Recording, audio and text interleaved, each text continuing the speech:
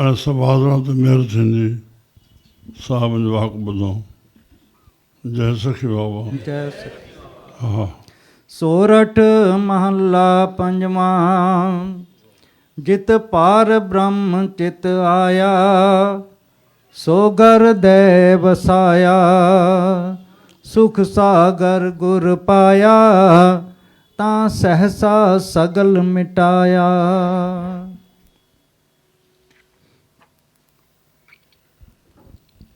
महात्मा गांधी जो हिकु शिष्य आहे आचार्य विनोबा भावे। पर हुन शिष्य खे चवंदो छा हुयो, मूंखे माण्हुनि महात्मा तखलस ॾिनो आहे कि माण्हू जे चवण सां सॼो महात्मा न थी वियो, कंहिं वॾी शक्ति हिनखे महात्मा ॾिनो हूंदो।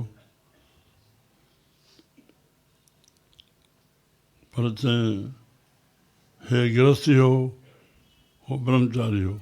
आचार्य विनोबा भावे। मां 40 मिंटनि जे चरणनि में वेही आहियां आचार्य विनोबा भावे जे बेंच ते वेठा, मां अॻे वेठो मान। उते पवनार में ज़िलो वारदा, पवनार में महाराष्ट्र वारदा ज़िलो में पंडित जी रेहान पंहिंजो महात्मा जी हेॾे पवनार में उनजो आस्थान आचार्य विनोबा भावे जो।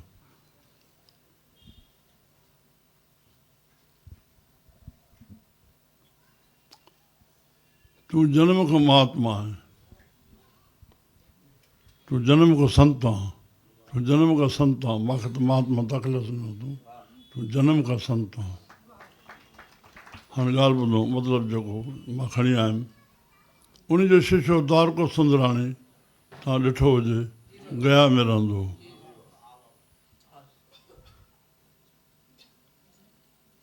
हर वक़्तु जॾहिं 2-4 भेरा 5 भेरा अचणु थियुसि लॻभॻि। हाणे चोलो छॾे आहे, चङो चङो पंहिंजा माण्हू मोकिलिया।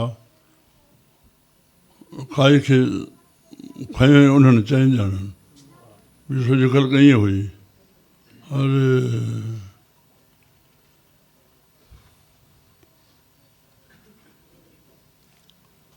चवंदो चित जी शुद्धि थिए। हर वक़्तु ॿारनि मां सां वेहे, चित जी शुद्धि थिए, दया कयो साईं। सावलाणी इहे चए चित जी शुद्धि थिए, चित शुद्ध थिए। चित जो चिंतन मटिजे न। मन ऐं ॿुधी जो कमु आहे सिर्फ़ु ख़्यालु उथाइणु ऐं निश्चो कराइणु। छा मुंहिंजो ख़्यालु उथियो, माशर में वञा, ॿुधी निश्चो करायो, हा पक वञुमि। मन जा वरी 2 धर्म आहिनि, संकल्प ऐं विकल्प। ख़्यालु त चङो अॼु नथो वञा, पोइ वञा थो, पोइ वेंदुमि खणी, त विकल्प अची वियो। हिते संकल्प में जेको विकल्प थिए या संकल्प थिए, जंहिं ते निश्चो कराए, ॿुधी जो कमु आहे निश्चो कराइणु। चाहे तूं संकल्प ते बीहे, चाहे विकल्प ते बीहे। ॿुधी तोखे ईअं न चवंदी तूं संकल्प करे विकल्प छो थो करे, ॿुधी जो कमु न आहे। ॿुधी तोखे निश्चो कराईंदी, बसि पक आहे। हाणे पक जॾहिं थी वई, तॾहिं चित पंहिंजो कमु शुरू कंदो। इहे मन जा 4 भाग आहिनि, मन बुद्धि चित अहंकार। हिनखे अंतश चइबो आहे। रजनी जी घणो करे हुनखे अंतश ॾींदो, अंतश माना अंतःकरण, जुमिले जनरल लफ़्ज़ आहे अंतःकरण। त चित चिंतन शुरू कंदो। असां सुबुह उथियासीं, पर आश्रम ते वञिणो आहे,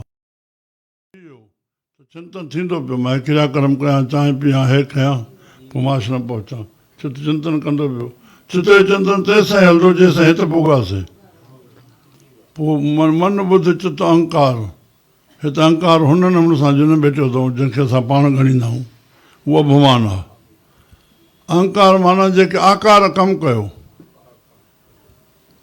उहो बि उन अहंकार सां जुड़ी थो वञे। भाए थो, मां थो कयां, तूं नथो करे, तो कोई कराए थो। पर आकार जे कमु कयो, मोटिजे वेंदे काॾे विया हो, आश्रम वियासीं, काॾे विया हो, दुकान ते वियासीं, काॾे विया हो, हेॾे वियासीं। आकार खां जेके कमु थियो, उन खे कंहिंजे पुछण ते व्यक्त करण खे ई अहंकार चइबो आहे। सम्झ में आयो?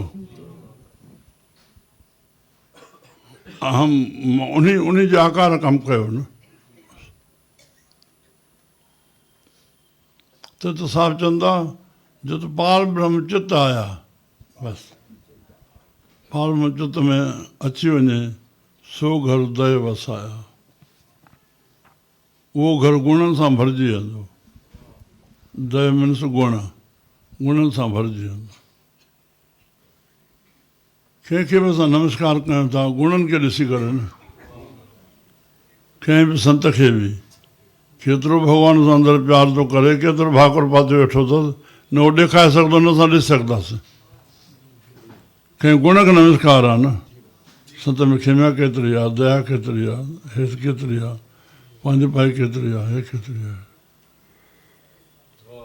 इन लाइ गुण सभु प्रभु जा आहिनि अवगुण सभु असांजा आहिनि इन लाइ रामायण में करे छॾियूं जॾहिं तोखे शुभ कमु थिए तॾहिं मुंहिंजी कृपा सम्झो भॻवानु राम चयो आहे जॾहिं अशुभ थिए तॾहिं पाण ॾो सम्झ पाण न सम्झो त शर्मसारी कीअं ईंदी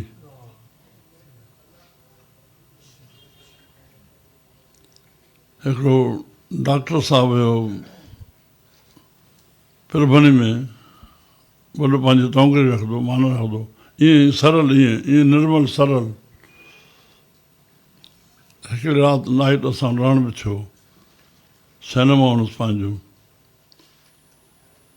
साईं साधूराम साहिबु वॾो भारत खां आया पहिरीं भाई वारी उन सां कयूं मुंबई में उनजे पुटनि सां उनजा ॿई पुट आहिनि हिकु बम्बई आहे हिकु पूने आहे उनजी धीअ कल्याण में आहे धीअ साईं साधूराम साहिब जा जेके सत्संग थींदा आहिनि उहे सत्संग लिखंदी आहे 3 किताब कढी वेठी आहे मूंखे वीचारो ॾाढो ज़ोर भरियो घर हलण जो पर मां वञी न सघियुमि सरल ॿारड़ी आहे न्याणो बि उहो छोकिरो 3 नंबर में कल्याण नंबर 3 में उहा छोकिरनि जी माता आहे त 3 भेरा थी वई आहे डॉक्टर साहिबु हिकु भेरो आयो आहे रामनवमी ते जनम ते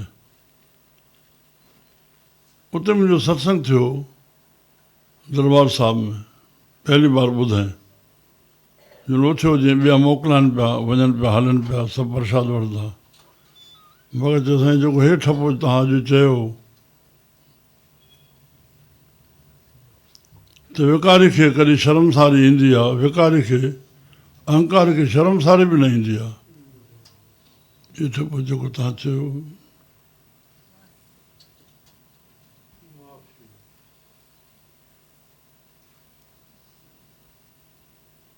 मञे नथो अहंकार नंढे वॾे खे ग़रीब गुरबे खे अहंकार ई अहंकार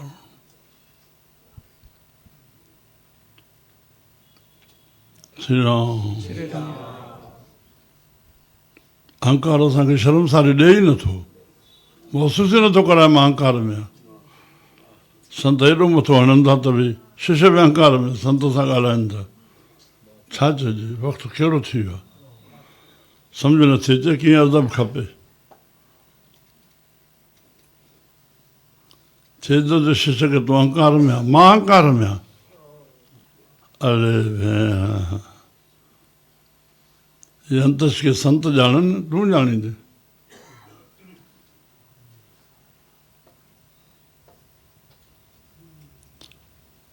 गुण सब प्रभु जान सब अवगुण में गुण नहीं कोई क्यों कर कंत मिलावा हो श्री राम सुख निधान प्रीतम प्रभु मेरे अगनत गुण ठाकुर प्रभु तेरे प्रभु जा गुण केतिरा आहिनि अगनत ॻणिया ई न वञनि तुंहिंजी बॉडी खे कीअं ठाहियो अथई काथों शुरू कंदे काथां एंड कंदे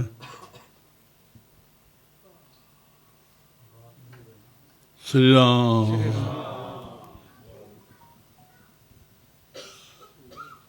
सो गुरुदय वसाया वाह शुरू कयो जित पार ब्रह्म चित आया गुरुदय वसाया सो गुरुदय वसाया सुख सागर गुर पाया ता सहसा सगल मिटाया सुख सागर गुर पाया सुखन जो सागर सुखन जो सागर संतन में सुख मिलंदो आया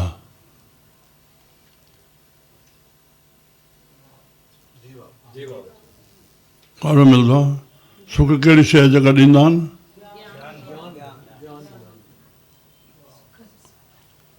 काई माई न ॿुधे मर्द न ॿुधूं असां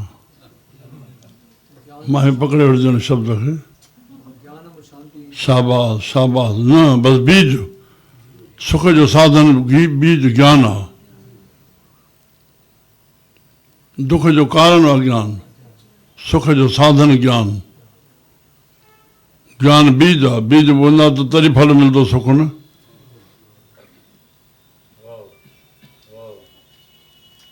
सुख जो सागर थिया न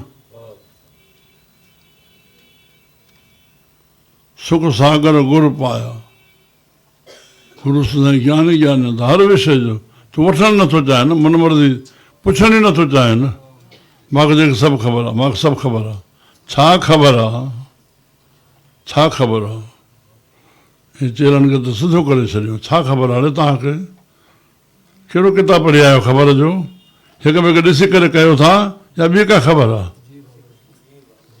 हुन कयो तो ही कयो संसार हिते ई बीठो आहे जगत की भेंडा चाल चलते के पीछे चले श्री राम सुख सागर गुर पाया तां सहसा सगल मिटाया संसो ख़तम हेॾे कंदुमि त कीअं थींदो हेॾे न पुॼंदो हे कीअं थींदो इहो तो जीअं संसो अंदरि आहे त पोइ काथो आत्मा ज्ञान किथे आहे तुंहिंजे अंदर में जेके थियणो आहे थींदो तूं पंहिंजो फर्ज़ु पालन कनि पियो पंहिंजी राह ते हले पियो जेके संतनि ॾिसियो आहे चिंता जी कहिड़ी ज़रूरत आहे चिंतन जी ज़रूरत आहे चिंता जी ज़रूरत न आहे तूं चिंतन कर पंहिंजे फर्ज़नि जो हे मूंखे फर्ज़ु हलणो आहे बाक़ी जेके हूंदो सभु थींदो घबराइण जी कहिड़ी ज़रूरत आहे चए हिकिड़े फ़क़ीर पंजाबी में चयो आहे पीर जेको संसो न मेटे उनखे पथर ॿधी करके हीअं समुंड में सटियोसि जीअं वरी निकिरे ई न पीर ऐं संसो न निवृत करे चई सतगुरु जेको दयाल वेठा आहिनि हर संसो निवृत कंदा तव्हां अचो बसि फ्रेश थी वञो वैकुंठ माना कुंठाई न रहे तूं पाण भेण मुंहिंजो ॻाल्हि ॿुधाईंदे पियो संत काई आज्ञा कंदा हा साईं पोइ हे थिए मां हेॾे वेंदुमि न हेॾे वञिणो आहे कीअं थींदो हे माण्हू आहे तूं गुरू खे समर्पण थियल आहे सभु थियणो हूंदो थींदो अहिड़ी कहिड़ी ॻाल्हि आहे संत चयो आहे गुरू चयो आहे शराब न पी मूंखे न वञिणो आहे शराब जाइ ते छो न माइट छुटी वञे छा थींदो आहे माइट टुटी वेंदी आहे या रिकार्ड क़ाइमु नथो करे गुलाम थो थी वञे ईअं गुलाम थो थी वञे उनजो कीअं साईं कीअं साईं कीअं साईं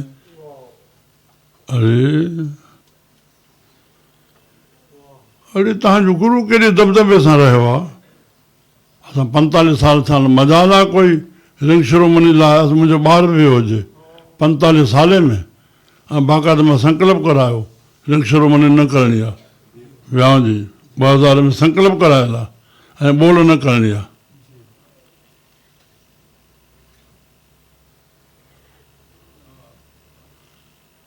भई छो थो कराए रिंग शिरोमणी जे मक़सद जी ख़बर बि कोन्हे पर कराइणी आहे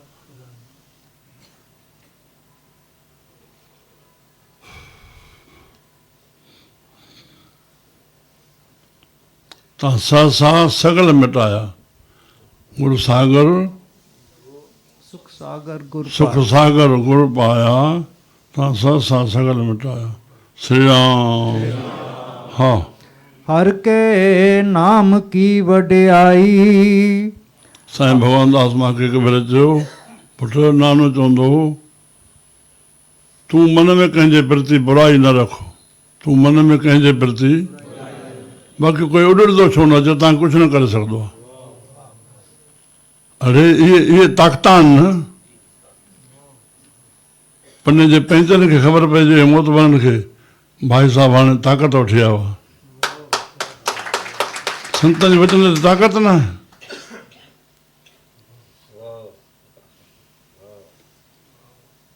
माना बुराई न रखणी आहे, बदिली भावना न करणी आहे। धर्म जे पासे लाड़ो पेर रखियो अथव त बदिली भावना न कयो। मां हथ जोड़े वेनती कयां, झगड़ो वधायो था, लड़णो वधायो था, तव्हां राधा सां वञो, सही ख़बर पइजी वञे। न पाणी वठंदा, न हे वठंदा, न लहणो वधंदो। तोखे पाणी पीअंदुमि त लहणो वधंदो, प्रसाद वठंदुमि त लहणो वधंदो। महाराज चरण सिंह जन चोलो छॾे जॾहिं विया, तॾहिं कॾहिं बि हिन जो रेडियो ते या ॿियो कोई ऐलान न थियो आहे कॾहिं बि। उन बि रेडियो ते ख़बरुनि में आयो, छो जो हीअं कीअं ख़बर पए सॼे विश्व खे महाराजनि जी। जंहिं ॿुधो सुभाणे तयारु थियासीं, 12 ॼणा वियासीं, त हाली असांखे OPD ऑपरेशन जा त थींदा, उहो हाल ॾिनो। पोइ 2-3 कलाक खां पोइ ॿियो हाल ॾिनो झगड़नि। उते भंगियाणी आई ॿुहारी पाइण, हा सफ़ाई त थी पई। पोइ मां चयो मिठाई ऐं प्रसाद कुझु खुलिया पिया, माइक थोरो ॾेई छॾियो, ईअं डिॼी वई, ईअं ख़ुशी सां जेको वरितई न वरितई। न सुभाणे जो ड्राइवर हो जयमल सिंह बाबा, जेका तपस्या कई आहे, गुरु अमरदास बादशाह त हथ किली में हथ विझी करे, ॿुधो आहे न तव्हां, हाणे हथ किली मूं कॾहिं बि आख़िर शरीर आहे, निंद्रा ईंदी, हथ छॾिजी वेंदो। हिन को इतिहास में कोन लिखंदा छॾिजी वियो न छॾिजी वियो, गुरू जे प्रति शोभा न आहे शब्द। पर हिननि महाराजनि पंहिंजी हे वार उन किली में ॿधी छॾींदा हुआ, ख़तरो ख़तमु थी वियो न किरण जो, न सम्झंदा। हिकु वॾो जारो हो न, माता खे चयल हुन मंझंदि जो हिकिड़ो टाइम तूं रोटी रखी ईंदी कर हिन जार ते, मुंहिंजो मुंहुं ॾिसी ईंदी कर, वधीक कोई हस्ताक्षेप न। सचखंड ठहियो, पहिरियों आस्थान सचखंड ठहियो हुते। असां 80 में त थी आयासीं, आंजो वञे ई, हाणे त नामदान जो रखियो अथऊं, उहो आहे सचखंड। पोइ चई साईं नीम हणो, चई नहीं हम नहीं जानते, जाओ तुम जाओ, हम नहीं जानते। साण सिंह खे चयूं मां ये नीवा न ॼाणा, तव्हां पाण ॼाणो बसि, कोई निर्वाण न। संत वही जिसका कोई प्रोग्राम न हो, उसका जीवन प्रोग्राम बन जाता है।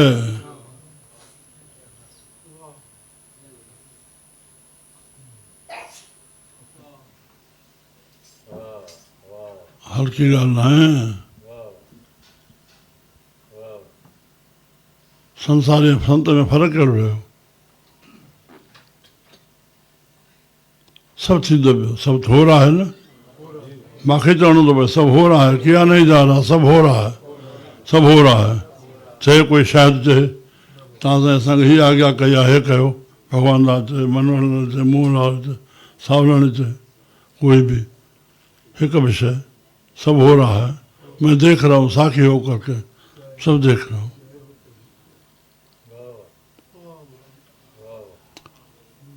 सगला सहस मिटाया, हा हर के नाम की वडियाई। सब तो ये जो वॾाई जेका आहे हरि नाम जी आहे, हरि नाम जी वॾाई आहे। श्री राम हरि नाम की वॾाई, हा। 8 पहर गुण गाई, गुरपूरे ते पाई। 8 पहर गुण गाई, बस जॾहिं सफ़त साला ई उन जी आहे वॾाई, त सदाईं हुनखे यादि करिणो, 8 पहर यादि करिणो। श्री राम श्री राम श्री राम श्री राम श्री राम, हा। गुरपूरे ते पाई। पर इहो रस्तो किथां मिलंदो? गुरू पूरनि मां न, जेके उहे करे रहिया आहिनि, असां उहो कयूं न। असां उन वटि अची करे ॻाल्हियूं खणी चऊं त ओॾो शांती पाए वञनि, एकांत पाए वञनि, ॻाल्हियूं रहिजी वञूं। ॻाल्हियुनि घर खारिया, स्वामी साहिब, चशन भॻा हॾ, साखी सुणे सॾ, अजूं अजी बन जा। वाह त असांजे ॿिनि ॻाल्हियुनि खां बंदि ई नथो थिए, चस्कनि जे भोॻण खां और ॻाल्हियुनि करण खां। ॻाल्हियुनि घर खारिया, चशन भॻा हॾ, बाक़ी त स्वामी साहिब कीअं सो सलोकनि असांजो वरस चयो आहे सभिनी सलोकनि ते घंटा घंटा हली वञे हिकु सलोक जो अर्थ वाणी भुलायो वञी पियो आड़ाह में वाणी ॾेई हथड़ा सागर लंघायो इहो वल छल छल वलो इहो वल छल छल वलो को सम्झे सम्झायो को सम्झे सम्झायो सुखी थिए सामी चए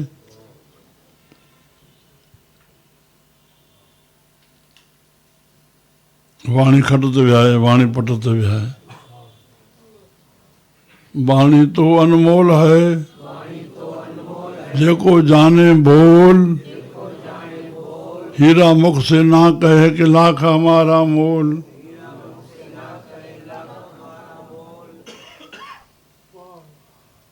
वाणी निरंकार है उनके कोई आकार कौन है न हवा सारे न बाह बोड़े न पानी बोड़े हे वाणी हले वाणी निरंकार निरंकार से जुड़ो न भगवान ये चए थो जंहिं देवताउनि खे तव्हां मञो था कलयुग में देवताउनि जी पूजा वधंदी छो वधंदी माण्हू कामना ग्रस्त ॾाढा थींदा इन लाइ देवताउनि जूं कामना पूरियूं कंदा ऐं भॻवान जी खां चई छॾियो तव्हां संत चेरा नारायण जो डायरेक्ट परमात्मा सां लिंक जोड़ी वठनि साईं मुंहिंजा साईं जेको भॼन चए इहो परमात्मा सां निजी लिंक जो छा शब्द चयो जेको पाए ॾिस पंहिंजे पाण में मां तो दर आहियां साईं तो दर आहियां साईं डायरेक्ट भॻवान विष्णु ब्रह्मा विष्णु ते महेश ते न सिधो डायरेक्ट साईं असांजे सिंध जो सॼो साईं हिंदू मुस्लमान ॿार बचो साईं अचो हेॾे वियो साईं अचो हेॾे वियो इहो डायरेक्ट ओॾनि सां जुड़ियल आहे हिते पहिरियों सुबुह जो घुमण वेंदा हुआसीं पोइ मां राम राम कयानि भाई राम राम न कनि अरे भेण मुंहिंजो शुरू खां स्थिति हूंदो आहे मां संत भॻवान जे रूप में ढके वेठा हूंदा आहिनि असांखे वॾी विद्या बि घणी पढ़ियाऊं जॾहिं मुंहिंजा सत्संग शुरू थिया 55 साल थी असांखे सत्संग कंदे 72 में सत्संग शुरू थिया आहिनि रिएक्शन ॾिसंदासीं रिएक्शन कीअं थी जेकी मां ॻाल्हायो खुलासो कयां नंढनि ते असरु पवंदो वॾनि ते न पवंदो जो उल्टो दिलो वॾनि खे चवण मथां ॾुख थियनि वॾनि जे कमी जे करके नंढनि में जेकॾहिं अॼु कुझु न आहे त वॾनि जूं कमियूं आहिनि मां खुली दिलि सां चवंदुमि जिथे बि नंढनि में असरु न पिया आहिनि सत्संग जा उते वॾनि जूं कमियूं आहिनि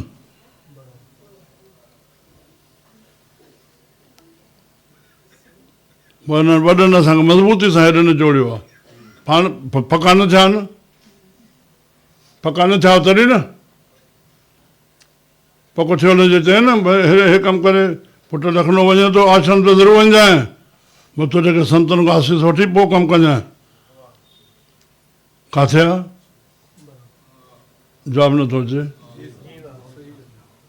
संत मिलंदा दुनिया में अञा कंहिंखे आज़माए केतिरो संत आज़माईंदो मरी वेंदो तंहिंखां पोइ ॿियो संत मिलंदो अड़े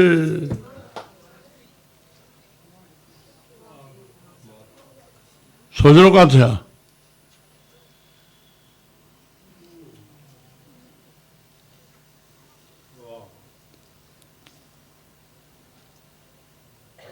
उल्टो करो बसि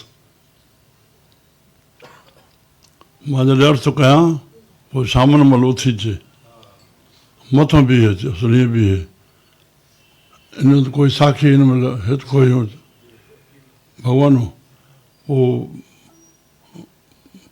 अखर बाय अखर यादि रखंदो मुंहिंजे सत्संग खे सोनारो छा नालोसि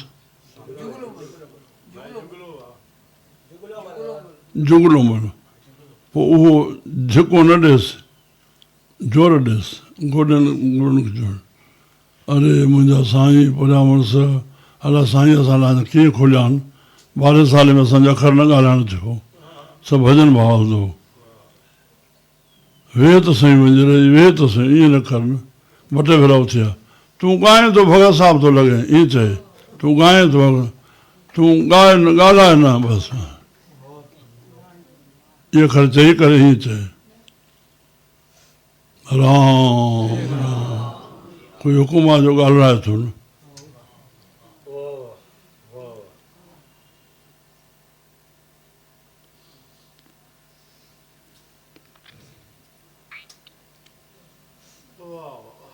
नई जनरेशन जुड़ी पई आहे हिते उते सभु शेवा करे रहिया आहिनि असां सॼी नंढी नंढी नई जनरेशन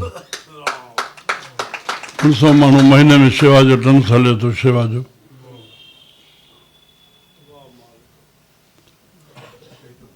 परमात्मा जे सिफ़त सलाह करणी 8 पर गुण ॻाइण हा 8 पर परमात्मा जे सिफ़त सलाह गुरपुरे ते पाई प्रभु की अकथ कहानी जन बोले अमृत बाणी थोड़ो बदलजियो हा बधाने समापत कयूं था हा ये तो मां थोड़ो ॿुधण जे करे सही हा प्रभु की अकथ कहानी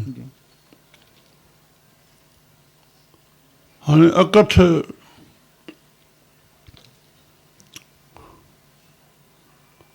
कहानी तॾहिं निकिरंदी जॾहिं असां आत्मा जे तल ते पुॼंदासीं माना मन खां ॿुधी खां मथे खजी वञूं संसार में इन टिनी जी ज़रूरत आहे इंद्री मन ॿुधी इंद्रियूं मन ॿुधी संसार सां वास्तो आहे प्रभु सां हिन ॻाल्हि जो कोई वास्तो कोन्हे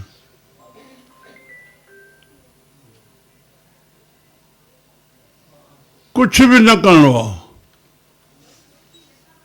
ॾुखी ॻाल्हि आहे चुप अचणु ॾुखी ॻाल्हि आहे श्री राम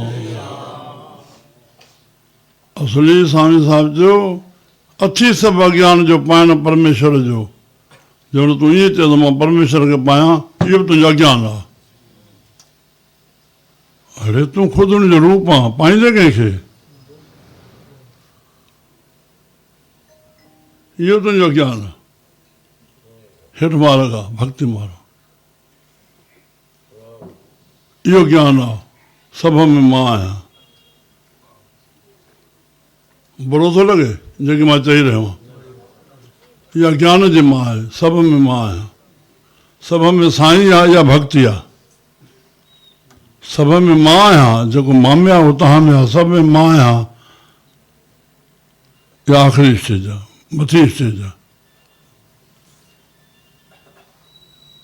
उहो कंहिंसां द्वेष कंदो मैं नाही प्रभु सब कुछ तेरा ईघे निर्गुण सांस हेठि वञे ऊघे निर्गुण ऊघे निर्गुण अंदरि वियो ईघे सरगुण सरगुण हेठि शरीर में आयो त पोइ प्रक्रिया कंदो केल कर त बिच स्वामी मेरा हिते वेही करके परमात्मा केल करे थो तूं हिते वेही रहो अंधारे अंधारो नज़र ईंदो अंधारे अंधारो नज़र ईंदो अंधारे अंधारो नज़र ईंदो अखियूं बूटी ते अंधारे अंधारो आहे तूं हिते विरती ते वेही रहो बसि हिते ई परमात्मा सां तूं केल कंदे मौज कंदे आनंद वठंदे बसि इहा जाइ आहे केल कर त बिच हिते तीसरे तिल ते सभई संत राधा स्वामी सभु संत महात्माऊं बसि अहिड़ा पिंगला सुखमन है केल कर त विच स्वामी मेरा मुंहिंजो मालिक उते तोसां केल कंदो नगर में है आप बाहर फन आपन प्रभु मेरे को सगल बसेरा आपे ही राजन आपे ही राया कह ठाकुर कह चेहरा कंहिंजो ठाकुर कंहिंजो चेलो काको दुराव कंहिंसां ड्रोह कासियो बलबंता कंहिंसां भाकुर गलवकड़ी इनखे गलवकड़ी चवंदा आहिनि बलबंता गलवकड़ी काको दुराव कासियो बलबंता जय जय पेखो तह तह नेरा जय जय पेखो बसि आख़िरी में साध मूर्त गुर भेटियो नानक बसि साध मूर्ति वञी भेटियो वञे। साहिब चवंदा साधन खे भेटियो वञे या तो तव्हांखे रस्तो मिलंदो। मिल सागर बूंद नहीं अनहेरा। बूंद सागर सां मिली, अन माना ॿियो, हेरा माना ॾिसणु, त उहा बूंद अलॻि ॾिसण में न ईंदी न सागर सां मिली त। मिल सागर बूंद नहीं अनहेरा। हा त बूंद ॾिसण त बसि सागर सां मिली वई। ओ असां प्रभु सां मिलण आया आहियूं, सभिनी में प्रभु ॾिसण आया आहियूं। इहा दृष्टि न आहे त भई जीवन सफल कीअं थींदो। श्री राम। प्रभु की अकथ कहाणी त जिन उन में वियान आत्म तल ते बसि हिकदमि 0 पॉइंट ते सफ़ा आख़िरी पंहिंजी सुरत खे खणी आहे मथे, उते अकथ कथा पैदा थींदी जेका बाणी बणिजी आहे। धर्म ग्रंथ बणिजी आया, उतां निकिता आत्माऊं। असांखे प्रभु जो आहे।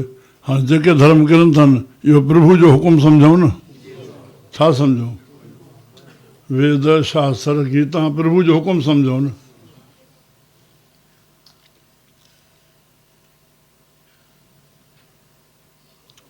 प्रभु की अकथ कहानी।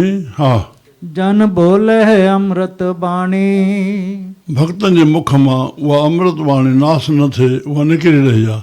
जन बोले अमृत वाणी, जन बोले अमृत बाणी। हा नानक दास वखाणी। नानक जो भोग पाइनि था, दासनि जे मुख मां इहा वखाण थिए थी, व्याख्या थिए थी। हा व्याख्यान थिए थो। हा गुरपुरे ते जाणी। पर इहो ज्ञान सॼो मिलंदो गुरनि मां।